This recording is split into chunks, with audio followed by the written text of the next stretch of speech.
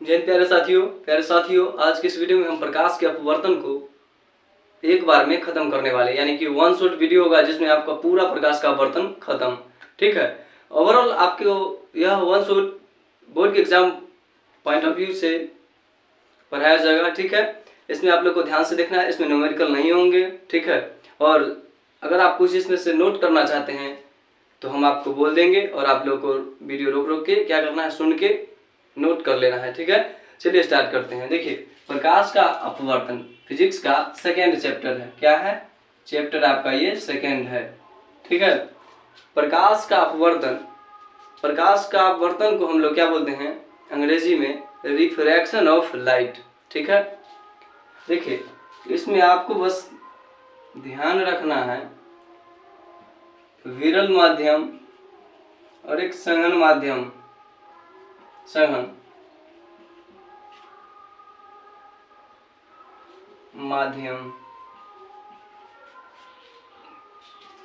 माध्यम। ठीक है, देखिए विरल का मतलब होता है वायु, हवा में। ठीक है, और सघन का मतलब होता है पानी या कांच, आप कुछ भी समझ लीजिए। ठीक है, एक माध्यम आपका ये हो गया, ये आपका हो गया दूसरा माध्यम। ठीक है, ये नीचे वाला कांच रखिए माध्यम, या पानी रखिए, ऊपर वाला विरल मतलब हवा होता है। आप समझ लीजिए पानी है, क्या है? नीचे में पानी है, ऊपर में क्या है? विरल मतलब हवा है। ठीक है, इसमें क्या करेंगे? एक प्रकाश की किरण को लाएंगे। क्या करेंगे? एक प्रकाश की किरण को लाए तो इस किरण को बोलेंगे आपतित किरण। क्या बोलेंगे? आपतित किरण। ठीक है, क्योंकि इसको यह दो माध्यम को अलग करने के लिए बुलाया गया है। ठीक है, विरल माध्यम में आपतित किरण क्या होगा? अब सघन माध्यम में जाएगा। क्या होगा? सघन माध्यम में जाएगा। तो इसको जाना चाहिए था कुछ इस ढंग से, लेकिन वैसे नहीं जाकर के क्या होता है, वैसे नहीं जाकर के हल्का सा कुछ इस ढंग से जाता है। ठीक है, इस ढंग से जाता है और ऊपर से एक नॉर्मल खींचते हैं जिसका नाम होता है अभिलंब। ठीक है, क्या है ये? अभिलंब है। इस किरण को जाना चाहिए था ऐसे, लेकिन ऐसे नहीं जाकर के क्या हो गया? हल्का सा इधर आ गया है। क्या हो गया है? इधर आ गया है। मतलब आपको ध्यान से देखना है। देखिए, विरल मतलब हवा वाला माध्यम, सघन मतलब क्या होगा? पानी वाला माध्यम, समझ लीजिए आप। ठीक है, पहला माध्यम, ये आपका दूसरा माध्यम। जब प्रकाश की किरण विरल माध्यम से सघन माध्यम में जाएगा, कहाँ जाएगा? जब प्रकाश की किरण विरल माध्यम से सघन माध्यम में जाएगा तो इसका नाम क्या है? आपका अभिलंब नाम है। ये जो डॉटेड लाइन है उसका नाम है अभिलंब। इसको अंग्रेजी में नॉर्मल बोलते हैं। अभिलंब की ओर क्या हो गया है? झुक गया है। ये जो किरण है अभिलंब की ओर झुक गया है। तो जब प्रकाश की किरण क्या होगा? एक विरल माध्यम से सघन माध्यम में जाएगा तो वह अभिलंब की ओर झुक जाता है। यही क्रिया प्रकाश का अपवर्तन कहलाता है। आई होप आप लोग को समझ में आया होगा। ठीक है, इसका एक और डेफिनेशन आपको बताते हैं। देखिए, जब प्रकाश की किरण एक पारदर्शी माध्यम मतलब पार करने वाले माध्यम से, वायु में तो पार करता ही है प्रकाश, और दूसरा पानी है, पानी में भी पार करता है। आपको बताने वाले हैं, कुछ देर में रुक जाइए, ध्यान से देखिएगा। देखिए, जब प्रकाश की किरण एक पारदर्शी माध्यम से दूसरे पारदर्शी माध्यम में प्रवेश करता है तो क्या होता है? अपने दिशा में परिवर्तन करता है, यानी कि मुड़ता है। अर्थात मुड़ने की क्रिया को क्या कहते हैं? प्रकाश का अपवर्तन कहते हैं। आप चाहे तो इसका डिफिनेशन लिख सकते हैं। प्रकाश का अपवर्तन लिख करके डैश दीजिए। उसके बाद लिख सकते हैं, जब प्रकाश की किरण एक माध्यम से दूसरे माध्यम, एक पारदर्शी माध्यम से दूसरे पारदर्शी माध्यम में क्या होगा? प्रवेश करती है तो अपने दिशा में परिवर्तन करती है, अर्थात मुड़ने की क्रिया को प्रकाश का अपवर्तन कहते हैं। प्रकाश के अपवर्तन के दो नियम है। कितने नियम है? दो नियम है। वो बताने से पहले कुछ चीज इसमें छूट गया, वो उसको कवर करते हैं। आपतित किरण, जो इधर किरण आता है उसको बोलते हैं अपवर्तित किरण। अपवर्तित किरण। ठीक है, अब देखिए, ये आपका अभिलंब हो गया। आपतित किरण, और ये होता है जो बीच वाला पॉइंट होता है, इसको बोलते हैं आपतन बिंदु। आपतन बिंदु। ठीक है, इस वाले पॉइंट को आपतन बिंदु बोलते हैं। अब देखिए ध्यान से, आपतित किरण आपतन बिंदु और अभिलंब के बीच में एक कोण बनेगा यहाँ पर, इसको बोलते हैं आई। इस कोण का नाम क्या है? आई रखे हैं। और तो आपतित किरण आपतन बिंदु और अभिलंब के बीच में जो कोण बनता है उसका नाम है आपतन कोण। आपतन कोण। अब नीचे देखिए आपका क्या हो गया? अपवर्तित किरण आपतन बिंदु और अभिलंब। क्या है? अपवर्तित किरण हो गया आपका, आपतन बिंदु हो गया और अभिलंब हो गया, तो इसके बीच में एक कोण बना। यहाँ पर ध्यान से देखिए, इसको स्मॉल आर से दिखाते हैं, इसको बोलते हैं अपवर्तन कोण। आपतन कोण, अपवर्तित, क्या होगा? आपतन कोण, अपवर्तन कोण, अपवर्तित कोण, आपतन कोण, अपवर्तन कोण। ठीक है, इस ढंग से आपका क्या होगा? आपतन कोण, अपवर्तन कोण हो गया, दूगो हो गया। अब देखिए ध्यान से, इसका फर्स्ट नियम क्या कहता है? प्रकाश के अपवर्तन का अगर नियम पूछे, क्या पूछे? नियम। तो प्रकाश के अपवर्तन के मुख्यतः दो नियम होते हैं। पहला नियम में क्या होगा? आपतित किरण, आपतन बिंदु, अभिलंब और अपवर्तित किरण तीनों एक ही समतल में होगा। पहला नियम क्या कहता है? आपतित किरण, आपतन बिंदु, अभिलंब और अपवर्तित किरण तीनों एक ही समतल में है कि ना? तो यही एक ही समतल में होता है, यही क्या कहलाता है? प्रकाश का अपवर्तन के फर्स्ट नियम। ठीक है। दूसरा नियम क्या कहता है? किन्हीं दो माध्यम के लिए प्रकाश के किसी विशेष वर्ण, मतलब किसी विशेष रंग के लिए आपतन कोण की ज्या और अपवर्तन कोण की ज्या का जो अनुपात होता है एक नियतांक होता है। ठीक है। और प्रकाश के अपवर्तन के दूसरे नियम को स्नेल का नियम कहते हैं। किसका नियम कहते हैं? स्नेल का नियम। आप चाहते हो, आपके बोर्ड के एग्जाम में भी बहुत बार पूछ चुका है, स्नेल का नियम क्या होता है? तो स्नेल का नियम किन्हीं दो माध्यमों के लिए प्रकाश के किसी विशेष वर्ण के लिए आपतन कोण की ज्या तथा अपवर्तन कोण की ज्या का अनुपात एक नियतांक होता है। इसे स्नेल का नियम कहते हैं। साइन आई बट्टा साइन आर क्या होता है? साइन आई बट्टा साइन आर।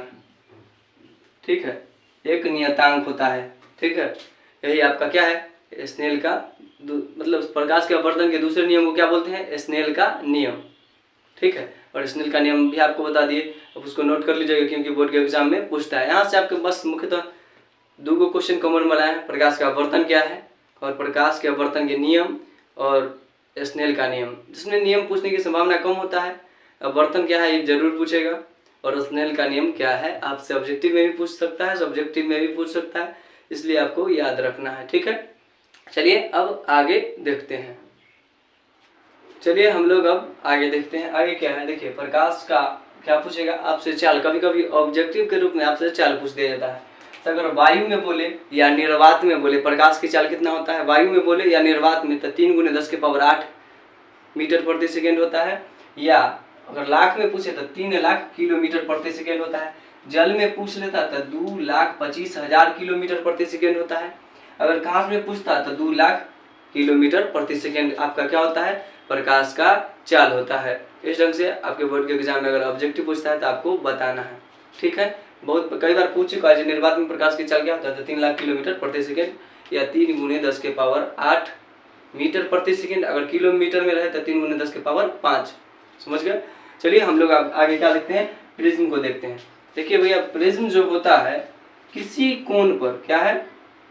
किसी कोण पर झुके दो समतल पृष्ठ से घिरे किसी पारदर्शक माध्यम को क्या कहते हैं? प्रिज्म कहते हैं। किसी, मान लीजिए कोण है, इसके नीचे क्या कर दिए? झुका दिए। बंद पृष्ठ क्या होना चाहिए? घिरा होना चाहिए, उसको क्या बोलेंगे? प्रिज्म। किसी कोण पर खींचे दो समतल पृष्ठ के बीच घिरे किसी पारदर्शक माध्यम को क्या कहेंगे? प्रिज्म। पारदर्शक माध्यम होना चाहिए जिससे प्रकाश आसानी से पार कर जाए। रियलिटी में इसमें कुछ और आपको बता देते हैं। प्रिज्म के बारे में नेक्स्ट चैप्टर में आपको अच्छे से पढ़ना है। मानव नेत्र चैप्टर का नाम है रंग बिरंगे संसार, ठीक है, उसमें आप लोग को अच्छे से पढ़ना है। फिर भी इसमें कुछ बता देते हैं। जब प्रिज्म से श्वेत प्रकाश को बुझाया जाता है तो 7 रंग में बट जाता है, ठीक है, जिसको हम लोग बैजानी हापी नाला के नाम से जानते हैं, यानी बैगनी, जामुनी, नीला, हरा, पीला, नीला, लाल, इस ढंग से होता है, ठीक है। चलिए प्रिज्म के बारे में समझ गए। प्रिज्म किसी कोण पर झुके दो समतल पृष्ठ के बीच घिरे किसी पारदर्शक माध्यम को क्या कहते हैं? प्रिज्म कहते हैं। समझ गए। नेक्स्ट क्या है? लेंस है। क्या है? लेंस। लेंस किसको बोलते हैं? तो लेंस क्या होना चाहिए? पारदर्शक होना चाहिए। पारदर्शक पदार्थ का वह टुकड़ा जिसको प्रकाश आसानी से, पारदर्शक पदार्थ का वह टुकड़ा जो किसी निश्चित ज्यामितीय आकृति से घिरा हो, लेंस कहते हैं। उसे क्या कहते हैं? लेंस। पारदर्शक पदार्थ का वह टुकड़ा जो किसी निश्चित ज्यामितीय आकृति से घिरा हो या बंद हो, उसको क्या बोलते हैं? लेंस। लेंस जो होता है 2 प्रकार के होते हैं। क्या प्रकार के होते हैं? लेंस 2 प्रकार के होते हैं। एक होगा आपका अवतल लेंस और दूसरा आपका क्या होगा? उत्तल लेंस, ठीक है। देखिए ये रहा आपका उत्तल लेंस और ये रहा आपका अवतल लेंस। समझ गए। देखिए इसका जो डिफिनेशन होता है, ये रहा आपका उत्तल लेंस, ये रहा अवतल लेंस। उत्तल लेंस किनारे की अपेक्षा बीच का भाग क्या होता है? मोटा होता है, उसको उत्तल लेंस कहते हैं। किनारे की अपेक्षा बीच का भाग मोटा होता है, उसको क्या बोलेंगे? उत्तल लेंस। किनारे की अपेक्षा बीच का भाग पतला हो तो उसको क्या बोलेंगे? अवतल लेंस, ठीक है। फिर से लेंस को समझते हैं। किसी पारदर्शक पदार्थ का वह टुकड़ा जो किसी निश्चित ज्यामितीय आकार से घिरा हो या बंद हो, उसको क्या बोलते हैं? लेंस बोलते हैं। लेंस 2 प्रकार के होते हैं। आपके बोर्ड के एग्जाम में पूछा जाएगा लेंस कितने प्रकार के होते हैं? 2 प्रकार के, अवतल लेंस और उत्तल लेंस। अवतल लेंस किसको बोलते हैं? तो किनारे की अपेक्षा बीच का भाग पतला हो तो अवतल लेंस, किनारे की अपेक्षा बीच का भाग मोटा हो उत्तल लेंस। दोनों का फिगर है इस ढंग से, ठीक है। आई होप आप लोग को समझ में आया होगा। नेक्स्ट देखते हैं हम लोग क्या है? प्रतिबिंब है। क्या है? प्रतिबिंब। अंग्रेजी में इसको क्या बोलते हैं? इमेज बोलते हैं। क्या बोलते हैं? इमेज। प्रतिबिंब जब प्रकाश की किरण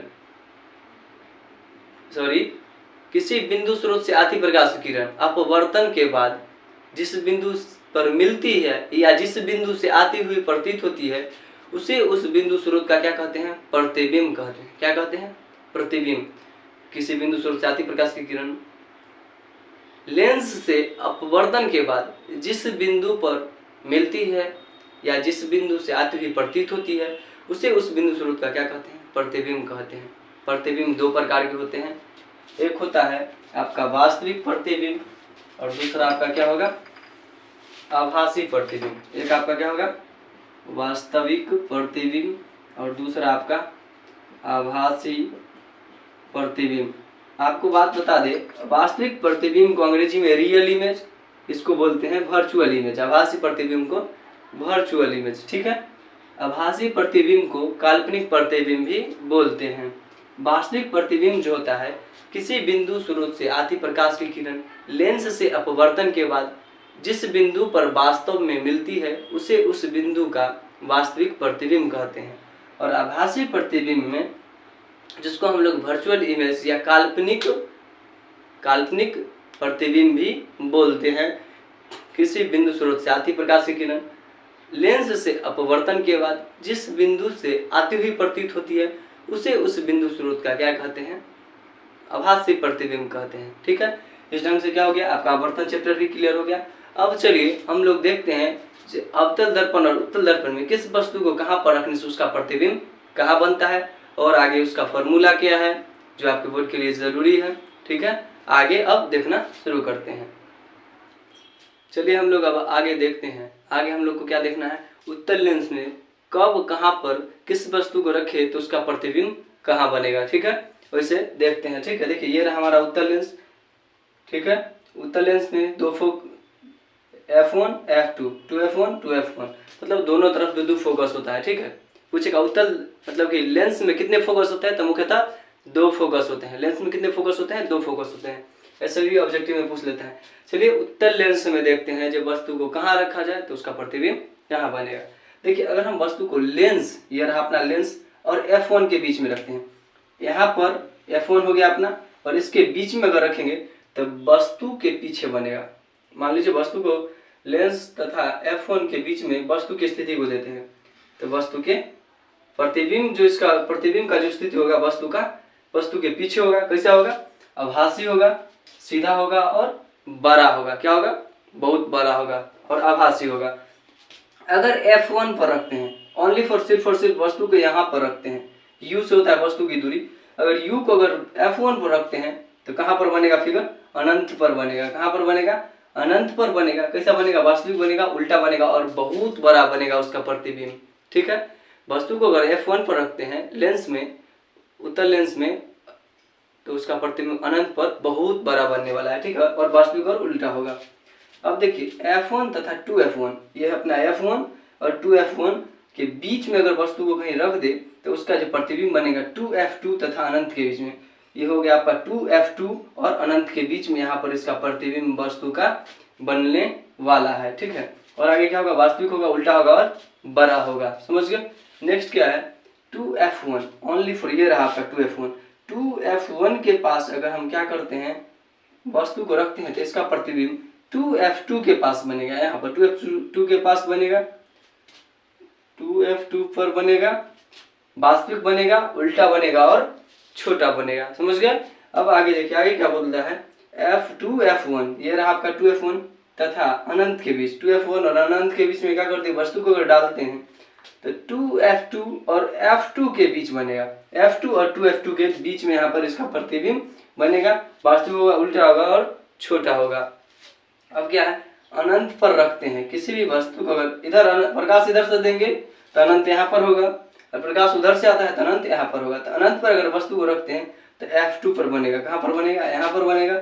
और कैसा बनेगा? वास्तविक बनेगा, उल्टा बनेगा और बहुत छोटा बनेगा प्रतिबिंब। अब हम लोग क्या करते हैं, देखते हैं अवतल लेंस में कहाँ पर वस्तु को रखने से कैसा प्रतिबिंब बनेगा। अवतल लेंस में देखते हैं कहाँ पर प्रतिबिंब अब कैसे बनेगा। ठीक है, चलिए देखते हैं। देखिए अवतल लेंस में अगर हम वस्तु की स्थिति को क्या करें, वस्तु का अगर जो पोजीशन है उसको हम क्या करते हैं, लेंस और अनंत के बीच में रखते हैं। लेंस तथा अनंत के बीच अगर फोकस इधर से आ रहा है, ठीक है, तो अनंत इधर हो जाएगा। फोकस इधर से देते हैं तो अनंत उधर हो जाएगा। ठीक है, तो अनंत, लेंस और अनंत के बीच में क्या करते हैं, वस्तु की स्थिति यानी कि U को देते हैं। U से वस्तु की दूरी होता है, U को डालते हैं तो लेंस तथा F2 के बीच बनेगा। लेंस हो गया और ये रहा हमारा लेंस और F2 के बीच में रहेगा। लेंस और F2 के बीच में क्या होगा, वस्तु का क्या होगा, स्थिति रहेगा।